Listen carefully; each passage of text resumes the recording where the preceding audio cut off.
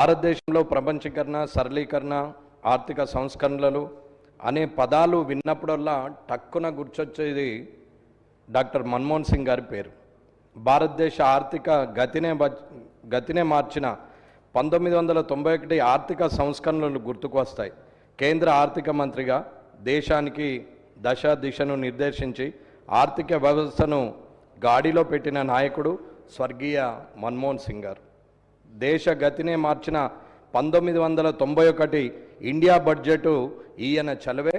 అప్పుడే భారతదేశ రాత మారింది.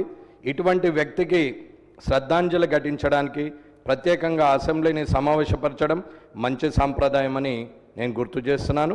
వారి గురించి స్మరించుకునే అవకాశం కల్పించినందుకు ప్రత్యేకంగా కృతజ్ఞతలు తెలుపుతున్నాను అధ్యక్ష. అలాగే వారి జీవితంలో ఈనాటి యువత, రాజకీయ నాయకులు మనం కూడా ఆదర్శంగా తీసుకోవాల్సినటువంటి అవసరం ఉన్నది. వారి జీవిత విశేషాలను ఒకసారి చూస్తే 26 సెప్టెంబర్ 1932లో ఇప్పటి పాకిస్తాన్లో ఉన్న పంజాబ్లోని గహా అనే గ్రామంలో జన్మించిండు. తల్లిదండ్రులు గురుముఖ్ సింగ్ కోహ్లీ, అమృత్ కౌర్. చిన్న వయసులోనే తల్లి చనిపోతే అమ్మమ్మ దగ్గర పెరిగిన ఈయన ఊర్లో స్కూల్ లేకపోతే 5 కిలోమీటర్లు ప్రయాణం చేస్తూ చదువుకున్నటువంటి వ్యక్తి. దేశ విభజన సమయంలో ఆయన కుటుంబం పాకిస్తాన్ నుండి ఉత్తరాఖండ్ రాష్ట్రంలోని హల్వానీ నగరానికి వచ్చింది. 1948లో అమృత్సర్ అంటే ఇప్పుడు ఇండియాలో ఉన్న పంజాబ్లో నగరంలో స్థిరపడ్డారు. మన్మోహన్ సింగ్ గారు అమృత్సర్లోని హిందూ కాలేజీలో చేరారు.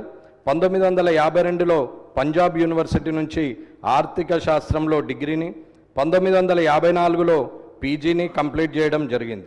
1957లో ఇంగ్లాండ్లోని కేంబ్రిడ్జ్ యూనివర్సిటీ నుండి ఎకనామిక్ అంటే ఆర్థిక శాస్త్రంలో ఆనర్స్ పూర్తి చేయడము జరిగింది. ఈయన స్కూల్ నుండి యూనివర్సిటీ వరకు చదువుకున్న చదువులలో టాపర్గా ఉంటూ స్కాలర్షిప్లతోని మాత్రమే చదువుకున్నటువంటి మహోన్నతమైన వ్యక్తి డాక్టర్ మన్మోహన్ సింగ్ గారు. కేంబ్రిడ్జ్లో ఆనర్స్ పూర్తయిన తర్వాత ఇండియాకు వచ్చి పంజాబ్ యూనివర్సిటీలో పాఠాలు చెప్పడం జరిగింది ప్రొఫెసర్గా. 1960లో ఇంగ్లాండ్ వెళ్ళి ఆక్స్ఫర్డ్ యూనివర్సిటీలో డీఫిల్ చేసి తర్వాత ఇండియాకు తిరిగి వచ్చి అదే పంజాబ్ యూనివర్సిటీలో రీడర్గా కూడా పనిచేసినారు డాక్టర్ మన్మోహన్ సింగ్ గారు. 1963 నుండి 65 వరకు అదే యూనివర్సిటీలో ఎకనామిక్స్ ప్రొఫెసర్గా పనిచేశారు. 1966 నుండి 1969 దాకా United nations conference on trade and development కోసం పనిచేశారు. 1969 నుండి 1971 వరకు ఢిల్లీ స్కూల్ ఆఫ్ ఎకనామిక్స్లో ప్రొఫెసర్గా పనిచేశారు. 1971లో గవర్నమెంట్ ఆఫ్ ఇండియాలో ఎకనామిక్ అడ్వైజర్గా చేరి పనిచేశారు. 1972లో చీఫ్ ఎకనామిక్ అడ్వైజర్గా అయ్యారు. 1976లో ఆర్థిక శాఖ కార్యదర్శిగా నియమితులైనారు డాక్టర్ మన్మోహన్ సింగ్ గారు. 1980-82 మధ్య ప్రణాళిక సంఘంలో సభ్యుడిగా పనిచేశారు. 1982 నుండి 85 వరకు రిజర్వ్ బ్యాంక్ ఇండియా గవర్నర్గా పనిచేశారు. 1985 నుండి 87 వరకు ప్రణాళిక సంఘం ఉపాధ్యక్షుడిగా కూడా పనిచేశారు డాక్టర్ మన్మోహన్ సింగ్ గారు. 1987 నుండి 1990 వరకు జెనీవాలోని economics policy think tank South కమిషన్కు సెక్రటరీ జనరల్గా కూడా పనిచేసినటువంటి వ్యక్తి డాక్టర్ మన్మోహన్ సింగ్ గారు. 1990 నవంబర్లో అప్పటి ప్రధాని చంద్రశేఖర్ గారికి ఆర్థిక వ్యవహారాల సలహాదారుగా కూడా పనిచేశారు. 1991లో ప్రభుత్వం ఈయనను మన్మోహన్ సింగ్ గారిని యూనివర్సిటీ గ్రాంట్ కమిషన్ యూజీసీ చైర్మన్గా కూడా నియమించింది. అప్పుడే ఎన్నికలు అయినాయి. 1991 జూన్ 21 అందరికీ ఆశ్చర్యపోయేలా మన్మోహన్ సింగ్ గారితో సహా పివి నరసింహారావు గారు ప్రభుత్వంలో ప్రధానమంత్రిగా ఏర్పాటైన తర్వాత మంత్రిగా ప్రమాణ స్వీకారం చేసినటువంటి డాక్టర్ మన్మోహన్ సింగ్ గారు ఆర్థిక శాఖను అప్పగించడం జరిగింది. మన తెలంగాణ బిడ్డ పివి గారు ఆనాడు తీసుకున్న గొప్ప నిర్ణయం మన్మోహన్ గారిని మంత్రివర్గంలోకి తీసుకోవడం. ఇద్దరు మౌనంగా తమ పని తాము చేసుకుపోయేవారు. ఎవరేమన్నా మౌనమే సమాధానం అని చెప్పి ముందుకెళ్ళినటువంటి ఇద్దరు వ్యక్తుల వల్ల ఇవాళ భారతదేశం ఈ స్థాయిలో ఉందనేది చెప్పక తప్పదు. 1991లో ఆర్థికంగా ఇండియా చాలా క్లిష్ట పరిస్థితుల్లో ఉన్న సమయంలో మన విదేశీ మారక నిల్వలు దాదాపు $100 కోట్ల మాత్రమే ఉండటం జరిగింది. ఇది కేవలం 2 వారాలకు సరిపడ మన దిగుమతులకు సరిపోయేలా ఉన్నటువంటి పరిస్థితుల్లో ఇవాళ ఈ రోజుకు అంటే ప్రజెంట్ అంటే డిసెంబర్ 20 నాటికి మన నిల్వలు $644.39 బిలియన్, అంటే సుమారు 64,000-65,000 కోట్ల డాలర్లు ఇవాళటి నిల్వలు. ఈనాటితో పోల్చితే అంటే అప్పుడు ఎలాంటి విపత్కర పరిస్థితులు ఉన్నాయో మనం ఒక్కసారి అర్థం చేసుకోవచ్చు. డాక్టర్ మన్మోహన్ సింగ్ గారు 1991లో తీసుకున్న నిర్ణయాల ఫలితమే మనము ఈరోజు విదేశీ మారక ద్రవ్య నిల్వల స్థితి, దేశ ఆర్థిక ముఖ చిత్రాన్ని మార్చిన దార్శనికుడు ఆయన. అలాగే లెఫ్టిస్టులు పట్టుబట్టి పదాలుగా వాడి ప్రైవేటీకరణ, ప్రపంచీకరణ, సరళీకరణలను ఆయుధాలుగా చేసుకున్న ఈరోజు ఉన్న పర్మిట్ రాజ్ అనే పద్ధతిని పక్కన పెట్టి ఆర్థిక వ్యవస్థను గాడిన పెట్టారు. ఆనాడు ఆ ఇద్దరు కలిసి తీసుకున్న పివి నరసింహారావు గారు, డాక్టర్ మన్మోహన్ సింగ్ గారు తీసుకున్న నిర్ణయమే నేడు ప్రపంచ దేశాలకు చెందిన పెట్టుబడిదారులకు డెస్టినేషన్ ఇండియాగా కనబడుతున్నది. తర్వాత డాక్టర్ మన్మోహన్ సింగ్ గారు అనూహ్య పరిస్థితుల్లో 2004 మే 22న భారత ప్రధానిగా బాధ్యతలు తీసుకొని 10 సంవత్సరాల 4 రోజులు రెండు టర్ములు ప్రధానిగా మే 26, 2014 వరకు దేశానికి సేవలందించినటువంటి వ్యక్తి డాక్టర్ మన్మోహన్ సింగ్ గారు. 2004 నుండి 2014 మధ్యకాలము దేశవ్యాప్తంగా రైతులకు రుణమాఫీ చేశారు. జాతీయ గ్రామీణ ఉపాధి హామీ పథకం తెచ్చి నిరుపేదలకు ఉపాధి కల్పించారు.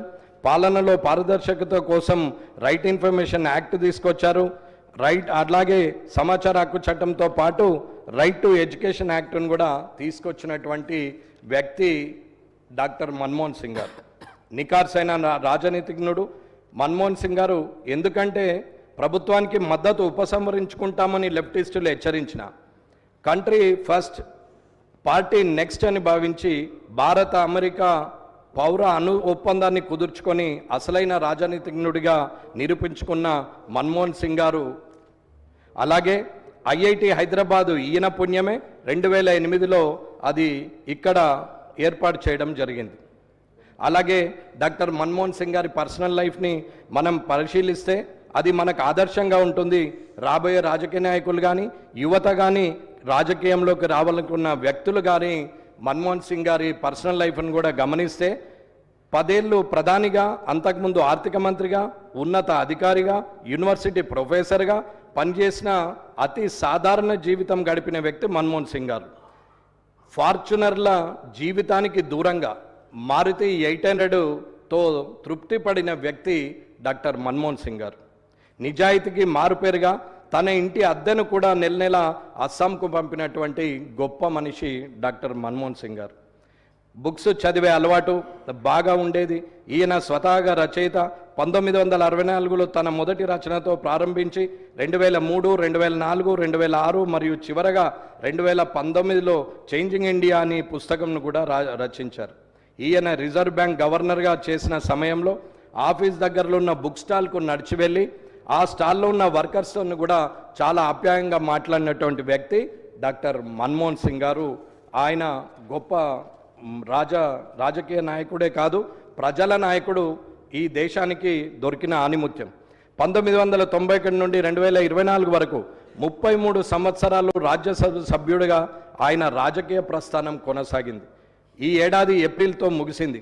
నెహ్రూ గారు 15/8/1947 నుండి 27/5/1964 వరకు 16 సంవత్సరాల 286 రోజులు పనిచేస్తే, ఇందిరాగాంధీ గారు 1966 నుండి 1977, 1980 నుండి 84 వరకు 15 సంవత్సరాల 350 రోజులు పనిచేస్తే, మోదీ గారు 26/5/2014 నుండి 29/12/2024 వరకు 10 సంవత్సరాల 20 రోజులు పనిచేశారు.